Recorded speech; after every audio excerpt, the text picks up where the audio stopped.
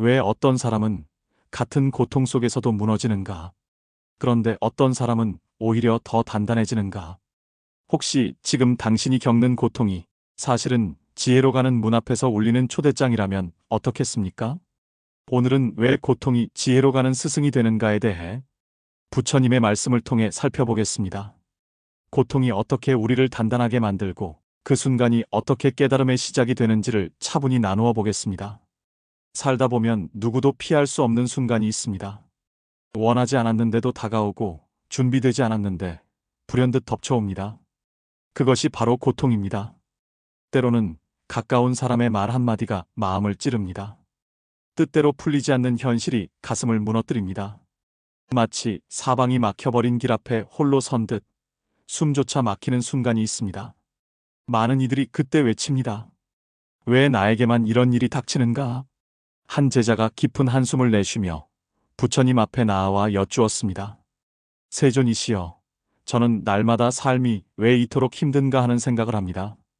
작은 일에도 마음이 흔들리고 뜻대로 되지 않는 현실 앞에서 원망이 치밀어 오릅니다. 왜 저에게만 이런 고통이 이어지는 것입니까? 부처님께서 눈을 감으시고 고요히 말씀하셨습니다. 고통은 하늘이 벌로 내리는 것이 아니며 부처가 따로 내려주는 것도 아니다. 고통은 마치 그대의 그림자와 같다. 그대가 걸어온 발자취를 따라 스스로 드러나는 것이다. 제자가 놀라며 다시 물었습니다. 세존이시여, 그렇다면 지금 제가 겪는 이 고통은 모두 제가 남긴 흔적입니까? 부처님께서 부드럽게 고개를 끄덕이셨습니다. 그러하니라. 그대가 어제 한 말, 그대가 어제 지은 행동, 그대가 어제 품은 생각, 그 모든 것이 오늘의 삶으로 되돌아오는 것이다. 괴로움은 남이 억지로 얹어놓은 짐이 아니라 스스로의 씨앗이 열매 맺은 것이니라. 제자는 고개를 떨구며 말했습니다. 세존이시여, 말씀을 듣고 보니 제가 남긴 그림자가 오늘의 고통으로 다가온다는 사실을 알겠습니다. 그러나 제 마음은 오히려 무거워집니다. 모든 고통이 제 탓이라면 저는 끝내 벗어나지 못할 것 같습니다. 견딜 수 없는 짐을 지고 있는 듯합니다. 부처님께서 제자의 마음을 헤아리듯 부드럽게 말씀하셨습니다. 무겁게 여기지 말라. 고통은 죄가 아니라 배움의 문이다. 어둠을 보아야 빛을 알 듯 괴로움을 겪어야 평안을 깊이 느낄 수 있다. 넘어지는 아이를 탓하지 않듯 그대 또한 지금은 삶을 배우는 과정 속에 있을 뿐이다.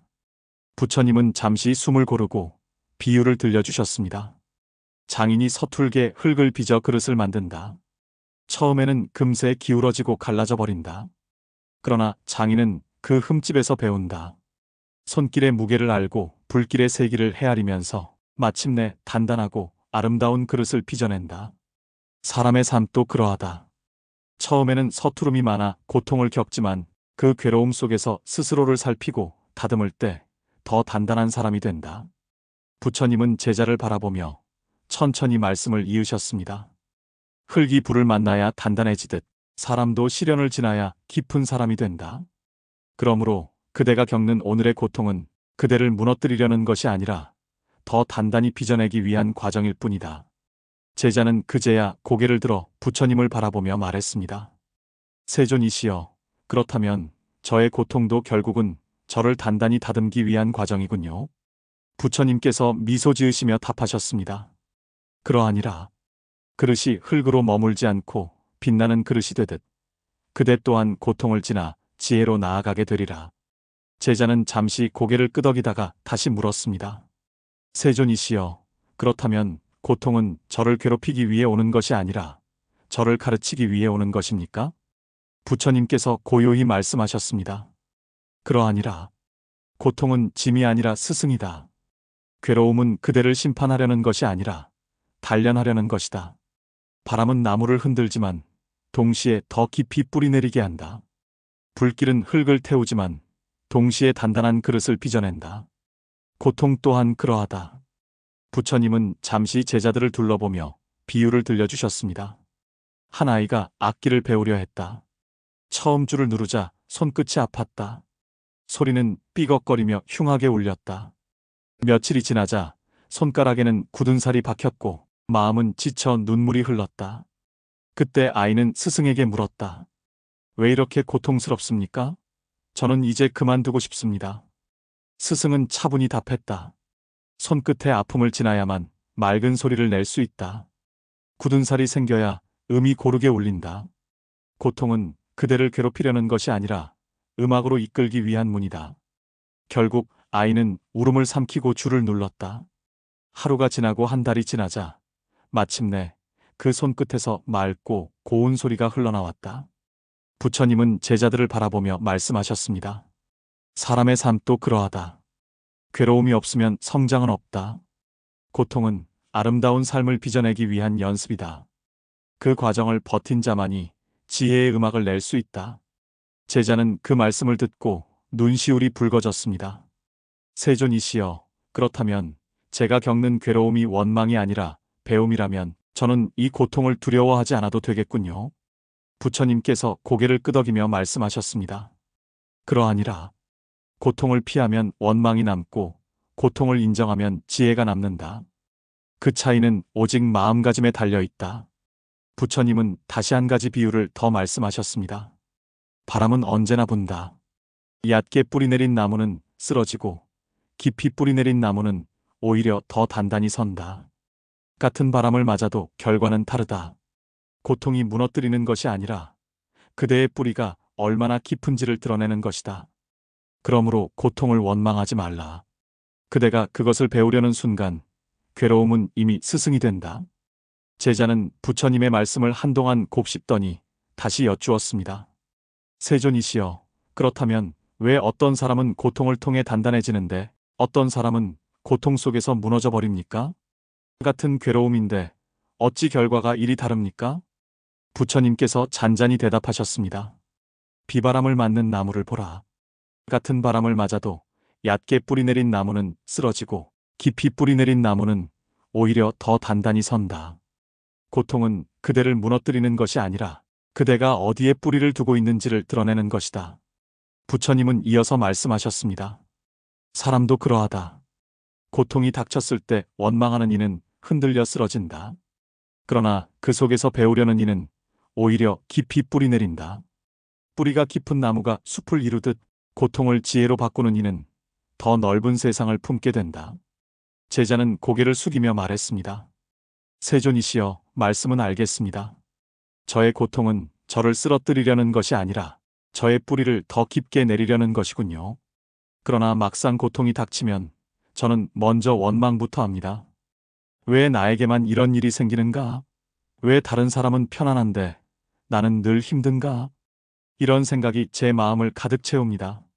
저는 이 원망을 어떻게 다스려야 합니까? 부처님께서 고요히 제자를 바라보며 말씀하셨습니다. 원망은 불길에 기름을 붓는 것과 같다. 이미 괴로움이 타고 있는데 그 위에 원망을 얹으면 불길은 더 크게 번진다. 그대의 마음은 더욱 괴로워진다. 원망은 고통을 줄이지 못하고 오히려 키운다. 제자는 숨을 고르며 다시 물었습니다.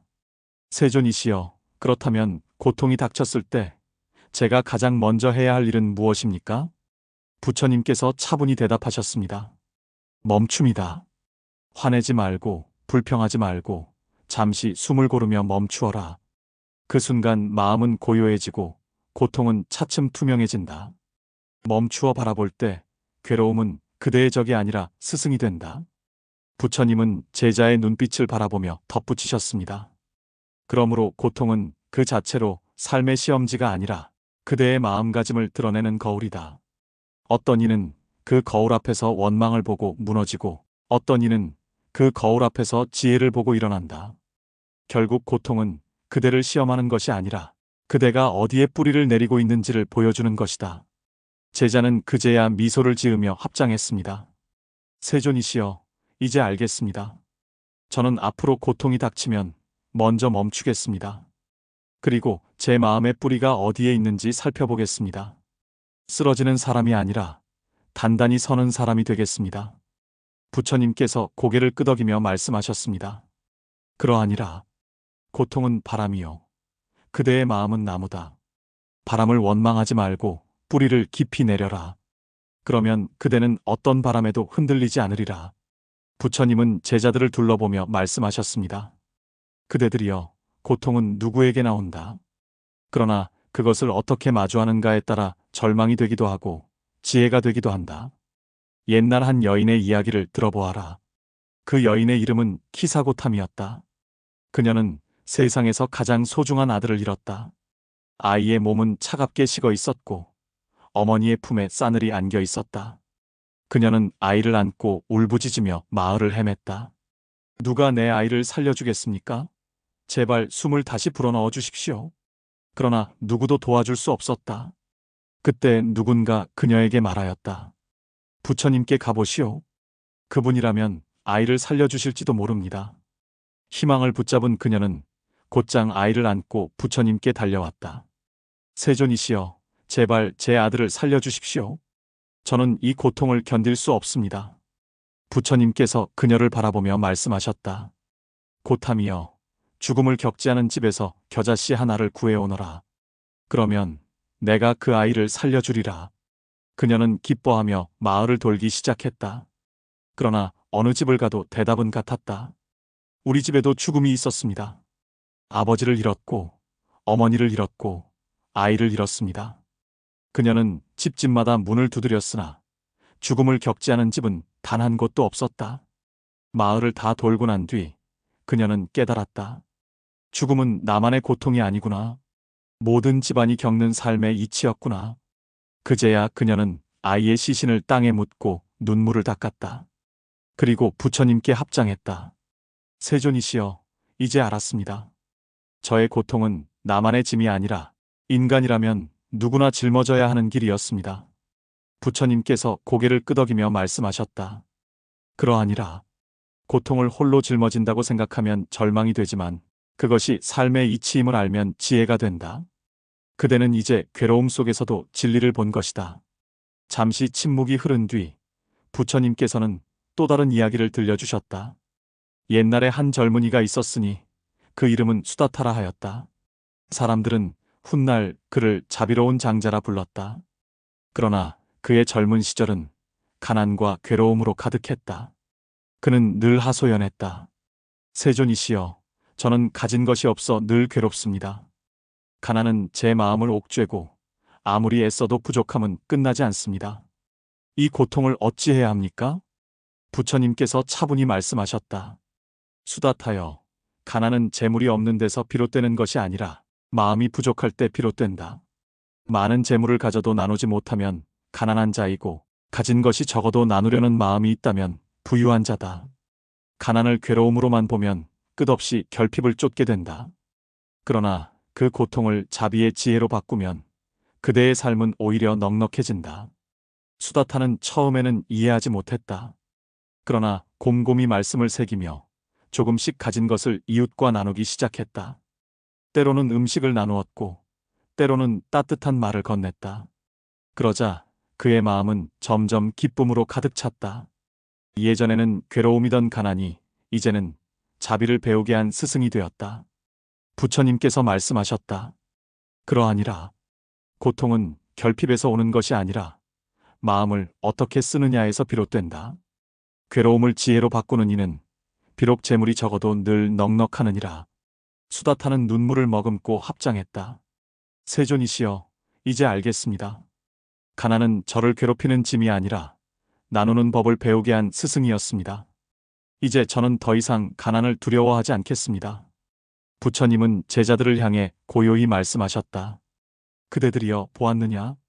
아들을 잃은 여인은 죽음을 통해 인생의 이치를 알았고 가난한 젊은이는 결핍을 통해 자비를 배웠다.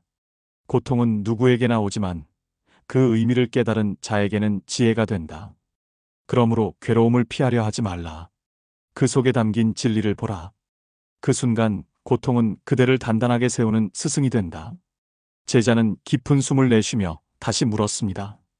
세존이시여, 이제 알겠습니다. 고통은 짐이 아니라 스승이라는 것을. 그러나 막상 괴로움이 다가오면 저는 여전히 흔들립니다. 그럴 때 저는 무엇을 해야 합니까?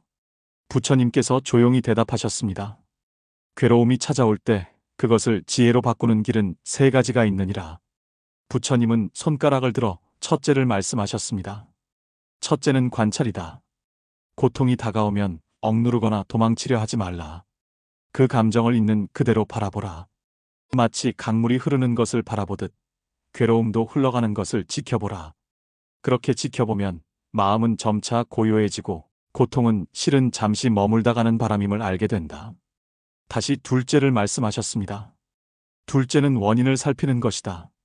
고통은 우연히 오지 않는다.